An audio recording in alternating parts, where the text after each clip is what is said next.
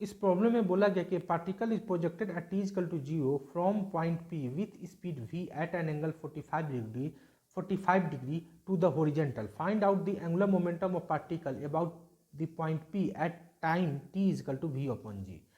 यानी कि इस प्रॉब्लम में बोला गया है कि जब किसी पार्टिकल को किसी पॉइंट p से हॉरिजेंटल के साथ 45 डिग्री के एंगल पे v स्पीड से प्रोजेक्ट करते हैं, तो किसी time t equal to v upon g पे उस पार्टिकल का पॉइंट ऑफ प्रोजेक्शन यानी कि पॉइंट P के अबाउट एंगुलर मोमेंटम कितना होगा उसे कैलकुलेट करने के लिए बोला गया है। क्लियर है? तो मान लेते हैं कि यह मेरे पास एक्स एक्सिस है जिसको हॉरिजॉन्टल एक्सिस बोलते हैं, या मेरे पास वाई एक्सिस है जिसे वर्टिकल एक्सिस बोलते हैं। क्लियर है? और यह जो पॉइंट दिया गया, यह पॉइंट क्या दिया गया, P पॉइंट बोला गया, और इसी पॉइंट से किसी पार्टिकल को V स्पीड के साथ 45 डिग्री के एंगल पे प्रोजेक्ट किया जा रहा है। तो यह पार्टिकल इस पैराबोलिक पाथ पे मूव करता हुआ सेम हॉरिजॉन्टल लेवल पे आके अपना मोशन कंप्लीट कर ले रहा है। क्लियर है? ठीक। तो हमसे यह बोला गया है कि t equal to v upon g time पे पार्टिकल इस पाथ पे कहीं ना कहीं पे तो होगा। क्लियर है? तो हमसे यह बोला गया है कि t equal to v upon g time पे पार्टिकल जिस पॉइंट पे है उस पॉइंट पे पार्टिकल का कुछ ना कुछ तो वेलोसिटी होगा, यानी कि उस पार्टिकल का कुछ ना कुछ तो लीनियर मोमेंटम होगा, यानी कि उस पार्टिकल का उस इंस्टेंट पे इस पी पॉइंट के अबाउट एंगुलर मोमेंटम कुछ ना कुछ तो होगा। उस एंगुलर मोमेंटम को कैलकुलेट करने के लिए हमसे बोला गया है। क्लियर है? ठीक। क्लियर है? तो सबसे पहले हम लोग यह पता करेंगे कि t equal to v upon g time पे पार्टिकल इस पैराबोलिक पाथ पे कहाँ पे होगा। क्लियर है? यानी कहने का सेंस है कि इस हाईएस्ट पॉइंट के इधर होगा या इस हाईएस्ट पॉइंट के इधर होगा। क्लियर है? यदि इस पार्टिकल के टाइम ऑफ फ्लाइट को यदि हम लोग टी बोल दे तो टी बराबर क्या हो जाएगा, टी बराबर जो होता है मेरा वह क्या होता है 2u साइन थीटा अपॉन जी। तो यदि तो यहाँ पे u की जगह पे क्या दिया गया, v दिया गया, और थीटा की जगह पे क्या दिया गया 45 डिग्री दिया गया, यानी कि इस पार्टिकल का जो टाइम ऑफ फ्लाइट होगा वह कितना हमें मिल जाएगा 2 into v into sine 45 degree upon g मिलेगा। क्लियर है? ठीक। इसको सॉल्व करेंगे तो हमें क्या मिल जाएगा 2 into v upon root 2 into g मिलेगा। क्लियर है? ठीक। इसको आगे सॉल्व करेंगे तो हमें क्या मिल जाएगा रूट 2 वी अपॉन जी मिल जाएगा। क्लियर है? यानी कि यह पार्टिकल इस पैराबोलिक पाथ पे मूव करता हुआ जब सेम लेवल पे पहुंचता है तो सेम लेवल पे पहुंचने में उसको जो टोटल टाइम लगता है वह इतना है। क्लियर है? हम कह सकते हैं कि जब पार्टिकल यहाँ से मोशन स्टार्ट करे और अपने हाईएस्ट पॉइंट पे जब आ जाए तो इस पॉइंट से लेके इस हाईएस्ट पॉइंट तक आने में, इसको हम लोग हाईएस्ट पॉइंट बोल दें, तो इस पॉइंट से लेके इसके हाईएस्ट पॉइंट तक जो आने में टाइम लगेगा उसे यदि हम लोग टी डैश बोल दें तो टी डैश बाबा क्या हमें मिल जाएगा v अपॉन रूट 2 जी मिल जाएगा। क्लियर है? ठीक। तो यहाँ से क्लियर है कि यह जो t होगा, t हमारे पास कितना दिया गया v अपॉन जी दिया गया है, और टी डैश हमें कितना मिल गया v कितना है v upon root under 2 into g है। क्लियर है? तो इससे क्लियर है कि जो t होगा वह ग्रेटर देन क्या है टी डैश है, यानी कि हम कह सकते हैं कि जो यह पार्टिकल है, particle t equal to v upon g time पे अपने इस हाईएस्ट पॉइंट से इधर कहीं ना कहीं पे होगा। तो मान लेते हैं कि particle t equal to v upon g time पे पार्टिकल कहाँ पे है, यहाँ पे है, और इस पॉइंट को हम लोग क्यू पॉइंट बोल देते हैं, और इस पॉइंट को हम लोग क्या बोल देते हैं क्यू पॉइंट बोल देते हैं। क्लियर? और इस क्यू पॉइंट का हम लोग कोऑर्डिनेट जो है x, y मान लेते हैं। क्लियर है? ठीक। तो हम कह सकते हैं कि इस क्यू पॉइंट पर पार्टिकल का जो वेलोसिटी होगा वो वेलोसिटी इस पॉइंट पर टेंजेंट के लॉन्ग होगा, और मान लेते हैं कि इस पॉइंट पर पार्टिकल का जो वेलोसिटी है वो वी डैश वेक्टर है। कितना है? वी डैश वेक्टर है। तो हम लोग सबसे पहले इस वी डैश वेक्टर का वैल्यू कैलकुलेट करेंगे। तो इस वी डैश वेक्टर के वैल्यू को कैलकुलेट करने के लिए हम लोग करेंगे क्या, यह जो मेरा इनिशियल वेलोसिटी v दिया गया है उसको एक्स एक्सिस के डायरेक्शन में यानी कि हॉरिजॉन्टल एक्सिस के डायरेक्शन तथा इस वाई एक्सिस के डायरेक्शन में यानी कि इस वर्टिकल एक्सिस के डायरेक्शन में इस v का हम लोग कॉम्पोनेंट निकालेंगे। तो इस v का इस एक्स एक्सिस के डायरेक्शन में जो कॉम्पोनेंट होगा वह कॉम्पोनेंट कितना हो जाएगा v cos 45 डिग्री होगा। क्लियर है? और cos 45 कितना होता है 1/√2 होता है, तो हम लोग क्या मिल जाएगा, तो हमें क्या मिल जाएगा v अपॉन रूट 2 मिल जाएगा। क्लियर है? ठीक। यानी कि इस v का इस एक्स एक्सिस के डायरेक्शन में जो कंपोनेंट होगा वह क्या हो जाएगा v अपॉन रूट 2 हो जाएगा। क्लियर है? ठीक। ठीक उसी तरह से इस v का जब हम लोग इस वर्टिकल एक्सिस के डायरेक्शन में कंपोनेंट निकालेंगे तो इस v का वर्टिकल एक्सिस के डायरेक्शन में जो कंपोनेंट होगा वह कितना लिखेंगे हम लोग v साइन 45 डिग्री लिखेंगे। क्लियर है? और साइन 45 डिग्री भी क्या होता है 1/√2 ही होता है, तो हमें इस डायरेक्शन में जो कंपोनेंट मिल जाएगा वह भी कितना मिल जाएगा v अपॉन रूट 2 ही मिल जाएगा। क्लियर है? ठीक। और हम लोग जानते हैं कि इस पैराबोलिक पाथ के हर एक पॉइंट पे जो हॉरिजॉन्टल डायरेक्शन में वेलोसिटी का कंपोनेंट होता है वह क्या होता है, सेम होता है। तो इस पॉइंट पे पार्टिकल का जो हॉरिजॉन्टल डायरेक्शन में वेलोसिटी का कंपोनेंट हमें मिलेगा वह कितना मिल जाएगा, v/√2 मिल जाएगा। क्लियर है, ठीक। जबकि इस पॉइंट पे पार्टिकल का जो वर्टिकल डायरेक्शन में वेलोसिटी होगा उस वर्टिकल डायरेक्शन में वेलोसिटी को यदि हम लोग v' बोल दे तो इसे हमें कैलकुलेट करना होगा। क्लियर है, ठीक। तो v' को हम लोग कैसे कैलकुलेट करेंगे, तो v' vector is equal to हम लोग क्या लिख सकते हैं, uy vector plus ay vector into t लिख सकते हैं। क्लियर है, ठीक। तो जैसा कि हमारे पास दिया क्या गया है, uy वेक्टर जो है वो हमें क्या दिया गया, इनिशियली इस v का इस y एक्सिस के डायरेक्शन में जो कंपोनेंट दिया गया वह क्या दिया गया, v/√2 दिया गया है। क्लियर है, तो uy वेक्टर के जगह पे हम लोग क्या लिख देंगे, v/√2 j कैप लिख देंगे। क्लियर है, ठीक।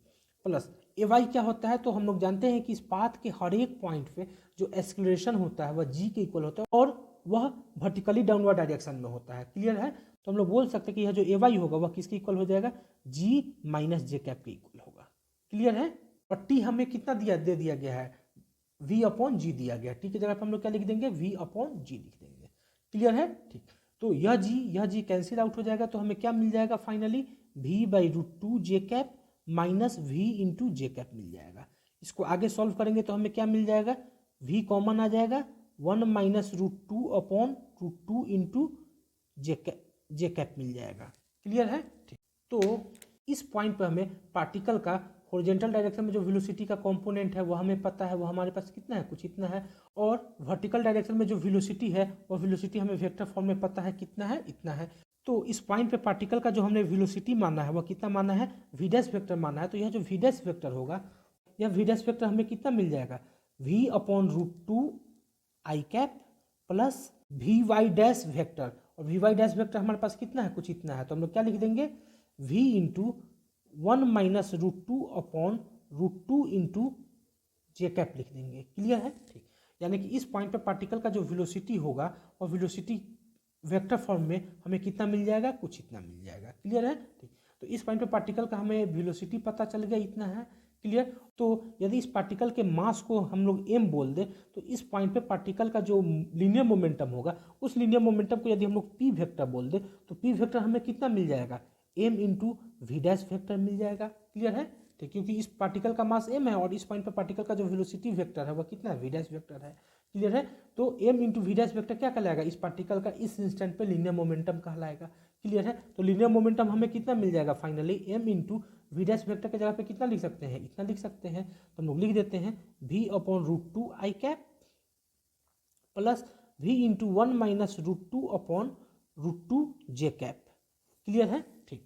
इसको आगे सॉल्व करेंगे तो हमें क्या मिल जाएगा, m into v/√2 i cap plus m into v into 1 minus √2/√2 j cap मिल जाएगा। क्लियर है, ठीक। तो इस पार्टिकल का इस इंस्टेंट पे लीनियर मोमेंटम कितना होगा, तो कुछ इतना होगा। क्लियर, ठीक। तो हमसे क्या बोला गया है, हमसे यह बोला गया कि इस पार्टिकल का इस इंस्टेंट पे इस p पॉइंट के अबाउट एंगुलर मोमेंटम कितना होगा उसे कैलकुलेट करके बताइए। क्लियर है, तो इस पार्टिकल का इस इंस्टेंट पे इस p पॉइंट के अबाउट एंगुलर मोमेंटम को कैलकुलेट करने के लिए हम लोग क्या करेंगे, इस p पॉइंट के रेस्पेक्ट में इस पार्टिकल का सबसे पहले क्या कैलकुलेट कर लेंगे, पोजीशन वेक्टर कैलकुलेट कर लेंगे। क्लियर है, ठीक है। तो मान लेते हैं कि इस पॉइंट के रेस्पेक्ट में इस इंस्टेंट पे इस पार्टिकल का जो पोजीशन वेक्टर है वह यह वेक्टर है और इस वेक्टर को हम लोग बोल देते हैं आर वेक्टर। क्या बोल देते हैं, आर वेक्टर बोल देते हैं। तो हमें क्या कैलकुलेट करना होगा, इस आर वेक्टर को कैलकुलेट करना होगा। क्लियर है, ठीक। तो जैसा कि इस पार्टिकल का इस पॉइंट का जो कोऑर्डिनेट हम लोगों ने माना है वह कितना माना है, x, y माना है। साथ ही साथ इस p पॉइंट का जो कोऑर्डिनेट होगा वह क्या होगा, 0,0 होगा, क्योंकि इस पॉइंट से ही हम लोग पार्टिकल को प्रोजेक्ट कर रहे हैं और तो हम लोग इस पॉइंट को क्या मान लेंगे, ओरिजिन मान लेंगे और ओरिजिन का जो कोऑर्डिनेट मानते हैं वह 0,0 मानते हैं। क्लियर है, तो हम कह सकते हैं कि इस पॉइंट के रेस्पेक्ट में इस पार्टिकल का जो मेरा पोजिशन वेक्टर है यानी कि यह जो मेरा आर वेक्टर होगा वह किसके इक्वल हो जाएगा, एक्स आई कैप प्लस वाई जे कैप के इक्वल होगा। क्लियर है, ठीक। यह जो मेरा x होता है यह x क्या होता है, इस पॉइंट से यदि हम लोग इस हॉरिजॉन्टल लाइन पे एक परपेंडिकुलर लाइन ड्रॉ कर दे से इस पॉइंट को यदि m बोल दे तो यह p से लेके m तक का यह जो डिस्टेंस होता है, यह जो लेंथ होता है, इसी लेंथ को हम लोग क्या बोलते हैं, x बोलते हैं।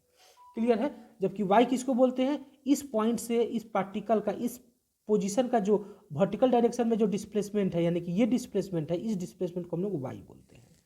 x बराबर जो मेरा होता है वह क्या होता है ux इंटू टी के इक्वल होता है। और ux हमें पता है, ux यानी कि इस x एक्सिस के डायरेक्शन में इस v का जो कंपोनेंट है वह कितना है v अपॉन रूट टू है। तो ux की जगह पर क्या लिख देंगे v अपॉन रूट टू। और टाइम हमारे पास दिया गया है, टाइम कितना है v अपॉन जी है, तो क्या लिख देंगे v अपॉन जी। तो x का जो वैल्यू हमें मिल जाएगा वह कितना मिल जाएगा v square upon root under two into g मिल जाएगा। क्लियर है? ठीक। अब हमको इस y का वैल्यू कैलकुलेट करना है, यानी कि वर्टिकल डिस्प्लेसमेंट को कैलकुलेट करना है। तो इस y का इक्वेशन हम लोग क्या जानते हैं, y बराबर जो मेरा इक्वेशन होता है वह क्या होता है u y into t plus half into a y into t square होता है। क्लियर है? ठीक। यू वाई हमारे पास पता है, यू वाई हमारे पास कितना है, यानी इनिशियल इस v का जो वर्टिकल डायरेक्शन में कॉम्पोनेंट है वह कॉम्पोनेंट कितना है v अपॉन रूट टू है। तो यू वाई की जगह पर हम लोग क्या लिख देंगे v अपॉन रूट टू लिख देंगे। टाइम हमारे पास पता है, टाइम हमारे पास कितना दिया गया है, टाइम हमारे पास क्या दिया गया v अपॉन जी दिया गया है। तो टाइम की जगह पे हम लोग क्या लिख देंगे v अपॉन जी लिख देंगे। क्लियर है? प्लस हाफ ए वाई कितना होता है माइनस जी के इक्वल होता है, तो माइनस जी लिख देंगे। फिर टी हमारे पास कितना दिया गया v अपॉन जी ही दिया गया, तो हम लोग क्या लिख देंगे v स्क्वायर अपॉन जी स्क्वायर लिख देंगे। क्लियर है? ठीक। तो यहाँ से यह जी से यह स्क्वायर कैंसिल आउट हो जाएगा, तो हमें क्या मिलेगा फाइनली, हमें फाइनली मिल जाएगा v square upon root under two into g minus v square upon two g मिल जाएगा। इसको जब हम और आगे सॉल्व करेंगे तो हमें क्या मिल जाएगा, ये y बराबर क्या मिल जाएगा, यहाँ से v स्क्वायर कॉमन ले लेते हैं अपन g कॉमन ले लेते हैं, तो v square upon g common आ गया, अंदर क्या बचेगा one by root two minus one by two बचेगा। तो हमें क्या मिलेगा two minus root two upon two into root two मिलेगा। क्लियर है? तो फाइनली हमें इस y का वैल्यू, इस y का वैल्यू हमें कितना मिल जाएगा, कुछ इतना मिल जाएगा। क्लियर है? हमने इस x का वैल्यू यानी कि इस x का वैल्यू कैलकुलेट कर लिया, वो हमें कितना मिल गया, इतना मिल गया। और इस y का वैल्यू हम लोगों ने कैलकुलेट कर लिया, वो हमें कितना मिल गया, कुछ इतना मिल गया। क्लियर है? तो इस p पॉइंट के अबाउट इस पार्टिकल के इस इंस्टेंट पे जो पोजीशन वेक्टर होगा, यानी कि यह जो मेरा r वेक्टर होगा वह कितना हो जाएगा, इस x के जगह पे हम लोग क्या लिखेंगे v square upon root two into g लिखेंगे। क्लियर है? तो x के जगह पे हम लोग क्या लिख देते हैं v square upon two into root two into g i cap plus इस y के जगह पे हम लोग क्या लिखेंगे, y हमने कितना कैलकुलेट कर लिया, कुछ इतना कैलकुलेट कर लिया। तो y के जगह पे हम लोग क्या लिखेंगे v square upon two into root two into g into two minus root two. Clear है? ठीक। तो हमसे फाइनली क्या पूछा गया, इस पॉइंट के अबाउट इस इंस्टेंट पे पार्टिकल का एंगुलर मोमेंटम पूछा गया है। क्लियर है? तो मान लेते हैं कि इस पॉइंट के अबाउट इस पार्टिकल का इस इंस्टेंट पे जो एंगुलर मोमेंटम है उसे एल वेक्टर से अगर इंडिकेट करें तो एल वेक्टर बराबर हम क्या लिख सकते हैं, एल वेक्टर बराबर जो मेरा होगा वह क्या हो जाएगा r vector cross p vector हो जाएगा according to the definition of angular momentum. Clear है? ठीक। तो हमने इस आर वेक्टर का वैल्यू कैलकुलेट कर लिया और इस पी वेक्टर का वैल्यू यानी इस पार्टिकल के इस इंस्टेंट पे जो मेरा लीनियर मोमेंटम है उस लीनियर मोमेंटम का वैल्यू कैलकुलेट कर लिए हैं।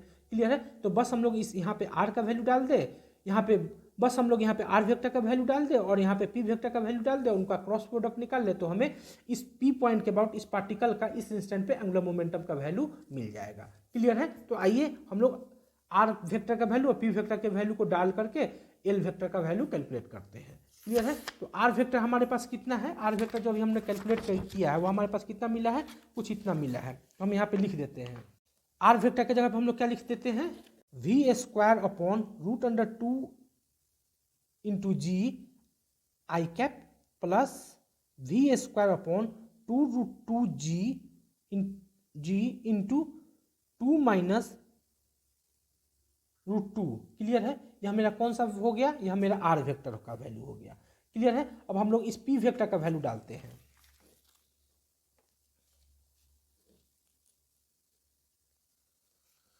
तो यह जो मेरा पी वेक्टर है, पी वेक्टर हमारे पास कितना है, कुछ इतना है। क्लियर है? ठीक है। तो पी वेक्टर की जगह पर हम लोग कितना लिखेंगे cross m into v upon root two i cap plus m into v into one minus root two upon root two j cap. Clear है? ठीक। तो बस अब हम लोग इसका और इसका क्रॉस प्रोडक्ट निकाल लेंगे तो हमें रिक्वायर्ड आंसर मिल जाएगा। तो क्रॉस प्रोडक्ट कैसे निकालते हैं, यहाँ पे हम लोग जे कैप छूट गया, यहाँ पे जे कैप लिख देते हैं। क्लियर है? तो इसका और इसका क्रॉस प्रोडक्ट हम लोग कैसे निकालेंगे, बाय डिटर्मिनेंट मेथड से निकालेंगे। यहाँ पे आई कैप लिखते हैं, यहाँ पे हम लोग जे कैप लिखते हैं, यहाँ पे हम लोग क्या लिखते हैं के कैप लिखते हैं। इस आई का कोफिशिएंट कितना है v square upon root under 2 into g है, तो लिख देंगे v square upon root under 2 into जी।